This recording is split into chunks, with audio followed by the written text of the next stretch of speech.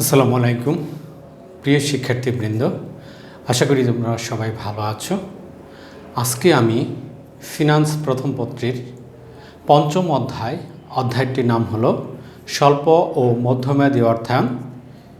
এই অধ্যায় থেকে মধ্যমেয়াদী অর্থায়ন কি, মধ্যমেয়াদী অর্থায়নের উৎসসমূহ কি কি, মিতব্যয়ী ফরমাইশ পরিমাণ কি এবং এই মিতব্যয়ী ফরমাইশ পরিমাণ কিভাবে নির্ণয় করতে হয় সে সম্পর্কে আলোচনা করব।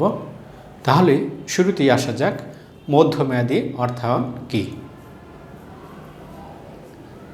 1 বছরের অধিক কিন্তু 5 বছরের কম সময়ের জন্য যে অর্থায়ন করা হয় তাকে মধ্যমেয়াদী অর্থায়ন বলে। এখানে কোনো কোনো বইয়ে 3 বছরের কথা উল্লেখ করা হয়েছে, আবার কোনো বইয়ে 7 বছরের কথা উল্লেখ করা হয়েছে। তবে সর্বজন স্বীকৃত যে বিষয়টি সেটি হলো 1 থেকে অধিক কিন্তু 5 বছরের কম সময়ের জন্য যে অর্থায়ন সেটাকেই ম্যাক্সিমাম লেখক মধ্যমেয়াদী অর্থায়ন বলে গণ্য করেছেন। তো আমরা সংজ্ঞার মধ্যে সেই সময়টুকুই উল্লেখ করে আমরা সংজ্ঞা দেওয়ার চেষ্টা করব। মধ্যমেয়াদী অর্থায়নের উৎসসমূহ কী কী? মধ্যমেয়াদী অর্থায়নের উৎসের মধ্যে রয়েছে বিভিন্ন বাণিজ্যিক ব্যাংকসমূহ যারা 1 বছরের অধিক কিন্তু 5 বছর বা তার কম সময়ের জন্য অর্থায়ন করে থাকে। আরও রয়েছে বিমা কোম্পানি, আরও রয়েছে উন্নয়ন ব্যাংক, বিভিন্ন উন্নয়ন সংস্থা, আরও রয়েছে বেসরকারি প্রতিষ্ঠান অর্থাৎ নন গভর্নমেন্ট অর্গানাইজেশন, এনজিও, যেটি সংক্ষেপে এনজিও নামে পরিচিত। এরকম আরও অনেক প্রতিষ্ঠান রয়েছে, যেমন লিজিং কোম্পানি। এরাই সাধারণত 1 থেকে 5 বছর সময়ের জন্য অর্থায়ন করে থাকে। এরপরে আসতেছি মিতব্যয়ী ফরমাইশ পরিমাণ কি, সংক্ষেপে ইওকিউ অর্থাৎ ইকোনমিক অর্ডার কোয়ান্টিটি। বিষয়টি কি? এর উত্তরে বলা যায় যে পরিমাণ পণ্য একবারে অর্ডার দিলে অর্ডার অর্থাৎ ফরমাইশ ব্যয় বা বহন খরচের যোগফল সর্বনিম্ন হয় তাকে মিতব্যয়ী ফরমাইশ পরিমাণ বলে। আমি আবারও বলছি যে পরিমাণ পণ্য একবারে ক্রয়ের জন্য অর্ডার দিলে অর্ডার বা ফরমাইশ ব্যয় বা বহন খরচের যোগফল সর্বনিম্ন হয় তাকে মিতব্যয়ী ফরমাইশ পরিমাণ বা সংক্ষেপে ইওকিউ বলে। এই ইওকিউ বা মিতব্যয়ী ফরমাইশ পরিমাণ নির্ণয়ের জন্য 3টি পদ্ধতি রয়েছে। একটি হলো সূত্রের মাধ্যমে, আরেকটি হলো ভুল করে শেখা পদ্ধতি, তৃতীয়টি হলো লেখচিত্রের মাধ্যমে। তো সাধারণত পরীক্ষায় সূত্রের মাধ্যমে মিতব্যয়ী ফরমাইশ পরিমাণ নির্ণয় করো, এটি পরীক্ষায় এসে থাকে। সেহেতু আমি সূত্রের মাধ্যমে যেটি বর্ণনা করা আছে সেই অংশটুকু নিয়েই আমি আলোচনা করব। তো আজকে প্রথমে আমি সূত্রগুলো উল্লেখ করে নেব। সূত্রগুলো যদি উল্লেখ করি তাহলে এক এক করে সেটা দেখার চেষ্টা করব। প্রথমে রয়েছে মিতব্যয়ী ফরমাইশ পরিমাণ অর্থাৎ ইওকিউ সমান সমান √2 × A × O/C। এটির ব্যাখ্যায় যদি আসি, ইকোনমিক অর্ডার কোয়ান্টিটি ইওকিউ, এটি বাংলা হলো মিতব্যয়ী ফরমাইশ পরিমাণ, ইকোনমিক অর্ডার কোয়ান্টিটি। ও দিয়ে অর্ডারিং কস্ট অর্থাৎ ফরমাইশ ব্যয়,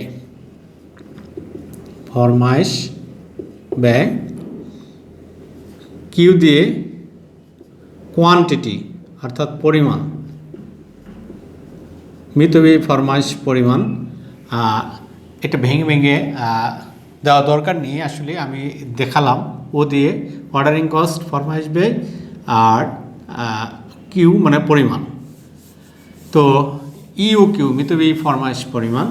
এরপরে সূত্রে যেটা রয়েছে এখানে এ মানে অ্যানুয়াল ডিমান্ড, এটা বাংলা করলে দাঁড়াচ্ছে বাৎসরিক চাহিদা। বাৎসরিক চাহিদা, এখানে একটি জিনিস খেয়াল করতে হবে, অঙ্ক করার সময় মাসিক চাহিদা প্রশ্নের মধ্যে থাকতে পারে, যদি থাকে অবশ্যই সেটি বাৎসরিকে রূপান্তর করে নিতে হবে, অর্থাৎ 12 দিয়ে গুণ করে নিতে হবে। অঙ্ক করলে আমরা ওগুলো দেখতে পাবো, পরবর্তীতে অবশ্যই আসবো। আর ও অর্থাৎ অর্ডারিং কস্ট, অর্থাৎ ফরমাইশ ব্যয়, ফরমাইশ ব্যয়। আর সি ক্যারিং কস্ট, অর্থাৎ বহন খরচ, ক্যারিং কস্ট বহন খরচ। এগুলো 1 নম্বর সূত্র, এটি 1 নম্বর। 2 নম্বর সূত্র রয়েছে ফরমাইশ সংখ্যা, ফরমাইশ সংখ্যা। এটি সূত্র হলো A/EOQ। এ অর্থাৎ বাৎসরিক চাহিদা মিতব্যয়ী ফরমাইশের পরিমাণ দ্বারা ভাগ করলে যেটা পাবো সেটিকে বলছে ফরমাইশ সংখ্যা। এটি গেল 2 নম্বর। 3 নম্বরে যে সূত্রটি আসতেছে সেটা আমি লিখে দেখাচ্ছি এখন। 1 2 শেষ। 3 নম্বর সূত্র হলো টিওসি, সংক্ষেপে তাহলে 3 টিওসি টোটাল অর্ডারিং কস্ট, অর্থাৎ মোট ফরমাইশ ব্যয়। টিতে টোটাল অর্থাৎ মোট, ওতে অর্ডারিং অর্থাৎ ফরমাইশ, আর সিতে কস্ট অর্থাৎ ব্যয়, সংক্ষেপে টিওসি। এটি সূত্রটি হলো এরকম,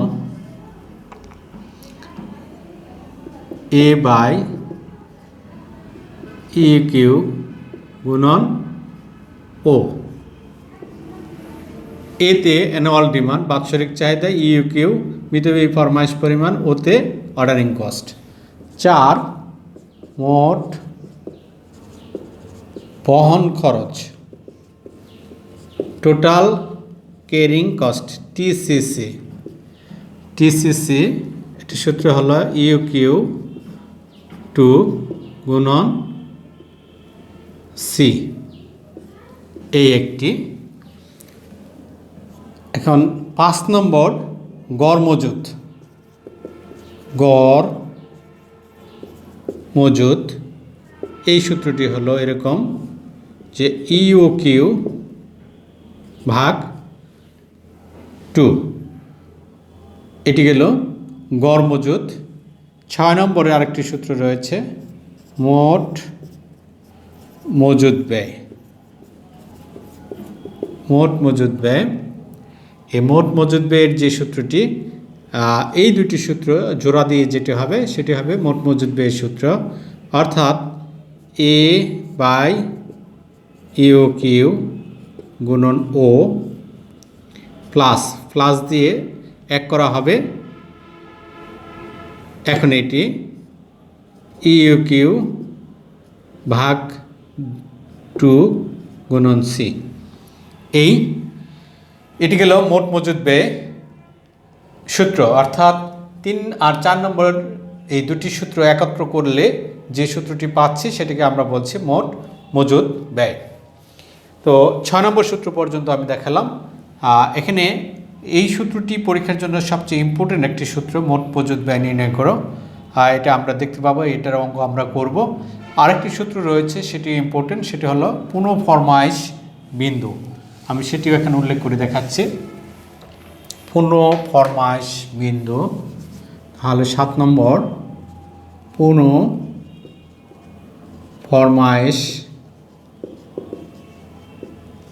বিন্দু। যদি প্রশ্ন থাকে পুনঃফরমাইশ বিন্দু নির্ণয় করো, তাহলে সূত্রটি হবে এরকম, পুনঃফরমাইশ বিন্দু সমান সমান লিড টাইম গুণন দৈনিক গড় ব্যবহার প্লাস নিরাপত্তা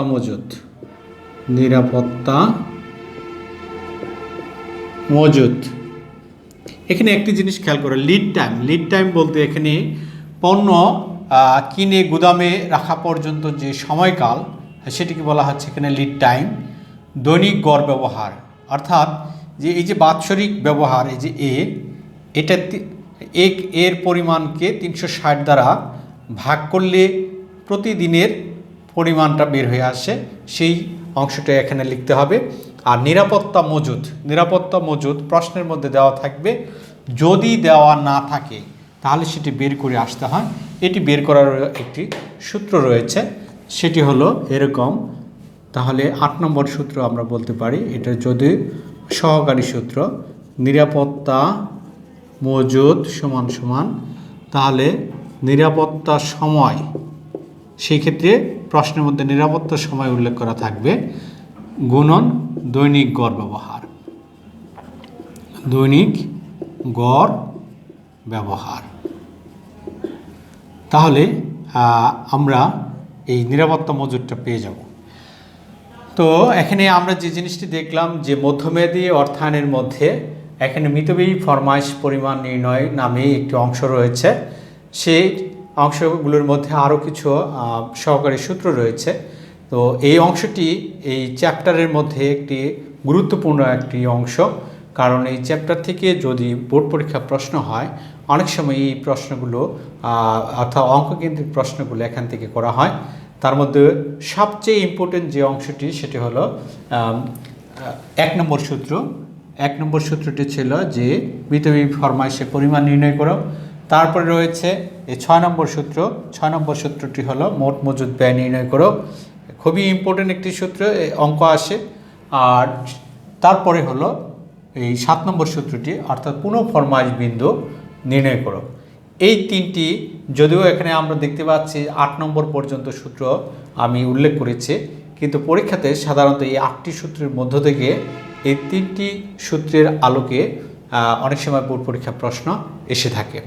সেহেতু তোমাদের এই সূত্রগুলো ভালোভাবে খেয়াল করে নিতে হবে। শুধু এই 3টি সূত্র পড়লেই হবে না, তোমরা খেয়াল করে দেখো এই পুনঃ ফরমাইশ বিন্দু নির্ণয় করে যদি পরীক্ষা আসে, তাহলে এটির মধ্যে কিন্তু সহকারী সূত্রগুলো রয়েছে। সেটা হলো এই যে নিরাপত্তা মজুদ অনেক সময় দেওয়া থাকে না, সেটা বের করে আসতে হবে, তাহলে 8 নম্বর সূত্রের প্রয়োজন হয়ে দাঁড়াবে। আবার দৈনিক গড় ব্যবহার অনেক সময় দেওয়া থাকে না, দৈনিক গড় ব্যবহার এত, সেটি বের করার জন্য আবার সূত্র রয়েছে, আমি একটু আগে উচ্চারণ করেছি। সেটি হলো এই যে অর্থাৎ বাৎসরিক চাহিদাকে তখন 360 দ্বারা ভাগ করলে যে রেজাল্ট পাবে সেটি এখানে বসাতে হবে। আরেকটি জিনিস খেয়াল করে দেখো যে এই যে মোট মজুদ ব্যয় নির্ণয় করে যদি থাকে, এটির মধ্যেই কিন্তু অনেক আগের সূত্রগুলো আবার চলে আসছে। সেটি কি, যে প্রথমত হলো যে এই 3 আর 4 নম্বর সূত্রের সংযোজন করে এইটা পেয়েছে, আমি একটু আগেই বলেছি। তার আগে দেখো এখানে আবার আছে এই যে গড় মজুদের যে সূত্রটা EOQ ভাগ 2, সেটা কিন্তু খণ্ডিত হলেও এই যে এখানে রয়েছে, অর্থাৎ 8টি সূত্রেরই তোমাদের মুখস্থ করতে হবে এখানে, তাহলে তুমি সহজে এই অঙ্কগুলো ধরতে পারবা, করতে পারবা।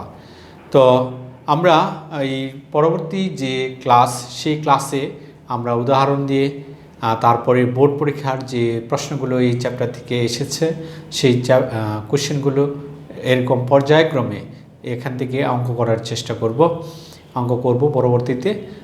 সে পর্যন্ত তোমরা সবাই ভালো থেকো, সুস্থ থেকো। সবাইকে ধন্যবাদ।